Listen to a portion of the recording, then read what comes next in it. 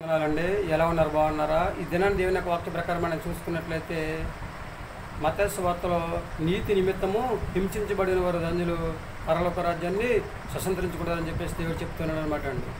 సర్వశక్తి గల దేవుడికి అసాధ్యమైంది ఏదండి? హృదయశుద్ధి గల వారు ధన్యులు వారు దేవుని చూస్తారంట. నీతి నిమిత్తము ఆకలి తప్పుకునే వారు ధన్యులు వారు తర్వాత తృప్తిపరచబడతారని చెప్పేసి మత్తయి సువార్త 5వ అధ్యాయంలో దేవుడు చెప్తూ ఉంటాడు అనమాట. నీతి అనేది నిప్పి లాంటిది కనుక మనందరము కూడా ఏమున్నా ఏమి లేకపోయినా నీతిని అనుసరించి నడుచుకున్నట్లయితే చక్క దేవుడు మనల్ని ఎంతగానో దీవిస్తూ ఉంటాడండి. నీతిని అనుసరించి నడుచుకోవాలి అంటే హృదయాన్ని శుద్ధిగా ఉంచుకోవాలండి. నీతిని అనుసరించి నడుచుకునేటప్పుడు మనకు ఎన్నో హేళనలు వస్తాయి, దోషణలు వస్తాయి, అవమానాలు వస్తాయి, రకరకాలుగా హింసిస్తూ ఉంటారు, అలాగే ఎన్నో రకరకాలుగా దూషిస్తూ ఉంటారు, ద్వేషిస్తూ ఉంటారు, అవమానపరుస్తూ ఉంటారండి. నీతిని అనుసరించకుండా చేయాలని చెప్పేసి చాలామంది ట్రై చేస్తూ ఉంటారండి.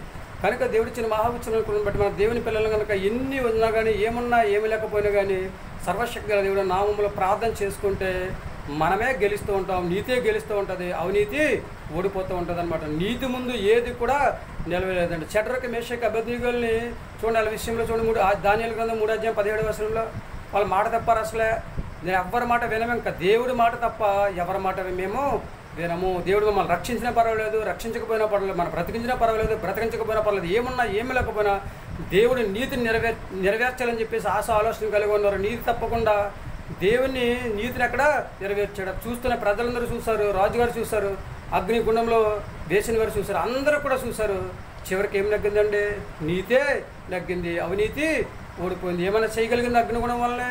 ఏమీ చేయలేకపోయింది అనమాట అండి. దానియేలు గారు చూడండి, ఈ 6వ అధ్యాయంలో దానియేలు గ్రంథం 6వ అధ్యాయంలో చూస్తే దానియేలు గారి మీద నేరం మోపడానికి ఏమీ లేక ప్రార్థన చేసుకోకుండా ఆపాలని చెప్పేసి శాసనం తయారు చేయించే వాళ్ళ ఇష్టానుసారంగా దానియేలు గారు ప్రార్థన ఆపాలని చెప్పేసి అనుకున్నారు. కానీ దానియేలు గారు ఆ సాటింపిని చక్కగా కిటికీ తలుపులన్నీ తీసి అందరికీ కనపడేలాగా మోకరించి ప్రార్థన చేసినప్పుడు, తీసుకుని వెళ్ళి సింహానుభవంలో వేసినప్పుడు సింహాలకు భయపడ్డాడు దానియేలు గారు, సావుకు భయపడ్డాడు. చనిపోయినా పర్వాలేదు, నా దేవుడి నీతిని నెరవేర్చాలని చెప్పేసి నీతి తప్పకుండా ఉన్నాడు కనుక సింహాలు దానియేలు గారిని ఏమైనా చేయగలిగాయండి?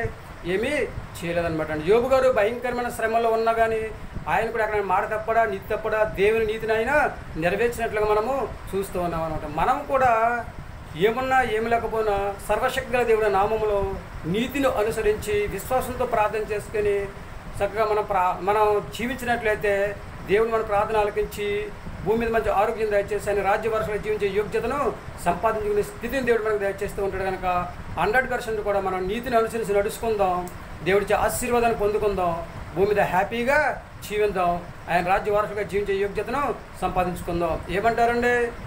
మీ ఆలోచన ఇది. అందరి కోసం మనం ప్రార్థన చేద్దాం, నీతిని అనుసరించి నడుచుకోవాలని చెప్పేసి. కళ్ళు మూసుకోండి.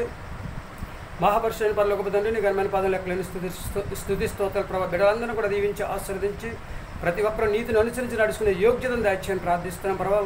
అందరికి మంచి ఆరోగ్యం దయచేయండి. వ్యాపారం చేస్తున్న వారిని, వివాహం కోసం ఎదురు చూస్తున్న వారిని, ఉద్యోగాలు చేస్తున్న వారిని, ఉద్యోగాల కోసం ఎదురు చూస్తున్న వారిని తండ్రి ప్రభావ, అలాగే తండ్రి ఇస్తున్న రాకపోకల ప్రయాణంలో కాసి కాపాడండి. చేతి వృత్తులు చేసుకున్న వారందరూ కూడా దీవించి ఆశీర్వదించి భూమి మీద మంచి ఆరోగ్యం దయచేసి నీ రాజ్యవర్గంలో జీవించే యోగ్యతను దయచేయమని మరొకసారి నీతిని అనుసరించి ఏమున్నా ఏమి లేకపోయినా 100% కూడా నీతిని అనుసరించి నీతి నిమిత్తము ఏం జరిగినా కూడా తండ్రి కీడు చేసి శ్రమపడడం కంటే మేలు చేసి శ్రమపడమని చదివించారు పేదరి కన్నా 1 పేదరి రాసిన పత్రికలో తండ్రి 3వ అధ్యాయం 17వ వచనంలో.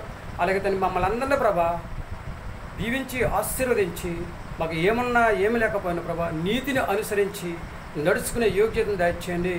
సర్వశక్తిగా దేవ మమ్మల్ని అందరినీ మరొకసారి దీవించి ఆశీర్వదించి ఈ కృపచేత బలపరిచి 100% విశ్వాసంతో ప్రార్థన చేసుకునే మంచి మనసు మాకు దయచేయమని మా ప్రార్థనలకి ఇస్తాను. మా ప్రార్థన ప్రతిఫలం దయచేయండి. మా కొరకు యేసుక్రీస్తు వేసమైన నమ్మలాడి వేడుకుంటున్నాము తండ్రి.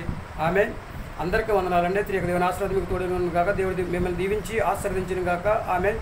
దేవుడిచ్చిన మహావచనం బట్టి మనం నీతిని అనుసరించి నడుద్దాం. కీడు చేసి శ్రమపడినా పర్వాలేదు, కీడు చేసి శ్రమపడడం కంటే మేలు చేసి శ్రమపడడం మంచిదని చెప్పేసి 1 పేదరి రాసిన పత్రిక 3వ అధ్యాయం 17వ వచనంలో చెప్పిన మాదిరిగా మనందరం కూడా ఎన్ని శ్రమలు వచ్చినా, ఎన్ని శోధనలు వచ్చినా, ఎన్ని ఇబ్బందులు వచ్చినా, ఎవరు దూషించినా, ద్వేషించినా, అవమానపరిచినా సైలెంట్గా ఉండి మౌనంగా ఉండి విశ్వాసంతో ప్రార్థన చేసుకుని ఎన్ని శ్రమలైనా జయించి సర్వశక్తిగా దేవుడు మనకు తోడుగా నీడుగా సాకార ఉపకారంగా ఉన్నాడు కనుక దేవుని నమ్ముకున్న బిడ్డలం కనుక మనం అదరకూడదు, బెదరకూడదు, భయపడకూడదు, విశ్వాసంతో ప్రార్థన చేసుకోవాలి, నీతిని అనుసరించి చేసుకోవాలి. అప్పుడు దేవుడు మనల్ని దీవించి ఆశీర్వదించని కృపచేత బలపరచి మనకి ఏం కావాలో సమస్తమైన దేవుడు చూసుకుంటాడు. ప్రార్థన చేయడం మన పని. ఆ తర్వాత మనకు సహాయం చేయాలా చేయకూడదు అనేది దేవుడు నిర్ణయిస్తూ ఉంటాడు అనమాట. ప్రార్థన మాత్రం ఆపకుండా నీతిని అనుసరించి నడుచుకుని దేవుడికి ఆశీర్వాదం పొందుకుని హాయిగా జీవించే యోగ్యతను దేవుడు మనందరికీ కూడా దయచేయను గాక. మరి మనం ఆలోచన చేసుకుంటున్నారు, నీతిని అనుసరించి నడుచుకుని 100% కూడా ప్రార్థన చేయడం మానకండి. ఆత్మను ఆరపకండి, విశ్వాసంతో ప్రార్థన చేసుకోండి. ఎన్ని శ్రమలతో జయించండి. మనకు దేవుడు తోడుగా ఉన్నాడు, ఏదో టైంలో మనకు సహాయం చేస్తూ ఉంటాడు. కనుక దేవుడు నామలో ప్రార్థన చేసుకుందాం, నీతిని అనుసరించి నడుచుకుందాం, దేవుడికి ఆశీర్వాదం మరొకసారి పొందుకుందాం. ఏమంటారు? మీ ఆలోచన మీదే. దేవుడు మనం దీవించి ఆశీర్వదించును గాక. ఆమె అందరికీ వందనాలు.